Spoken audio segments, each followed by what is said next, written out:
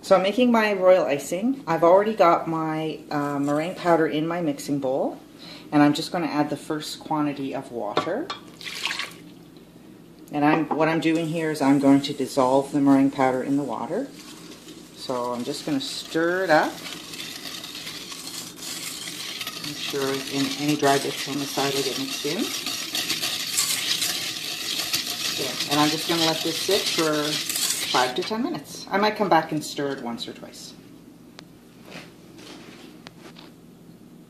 So it's been sitting for about 5 to 10 minutes. I came back once and stirred it. Now I'm going to stir this meringue powder mixture one more time, and then I'm getting ready now to add my icing sugar. So when the next scene will be the icing sugar in the bowl. So I'm making a double batch, so I'm putting in 2 kilos of my favorite Red Path icing sugar. And I put it all in at once, and I dump all the water in at once. And put it up onto my mixer. I attach the whisk attachment, and I turn it on. And I put it on the lowest setting, and I'm going to let it go for approximately 45 seconds. I won't make you listen to the noise, because as I said in my blog post, the noise drives me crazy. But I'll let you know how long I've mixed it.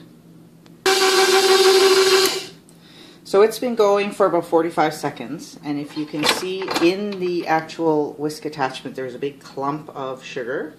So we're working in the evening, so we do have some shadows from the lights. So what I do at this point, like I said, it's been about 45 seconds. I'm going to take the whole thing off the mixer just to make it easier. And I'm going to use my favorite spatula. Can you see it, camera lady? And just try to get as much of the sugar off the attachment and out of the middle there. So I'm just going to use this spatula to push it out, push it down. When I make royal icing, I'm really just trying to combine the ingredients. I know there's a lot of people out there who whip theirs for a very long time, but like I said in my blog post, I think I'm impatient, and I don't really like the noise the mixer makes. So I don't know how some of you actually let that mixer run for such a long period of time. Okay, so it's not perfect. As you can see, there's still wet stuff. I'm just going to move it off to the side, and you can see there's lots of wet in the middle. I'm just going to stir the outside. Give it one good stir. And then I'm just going to put it back on the mixer.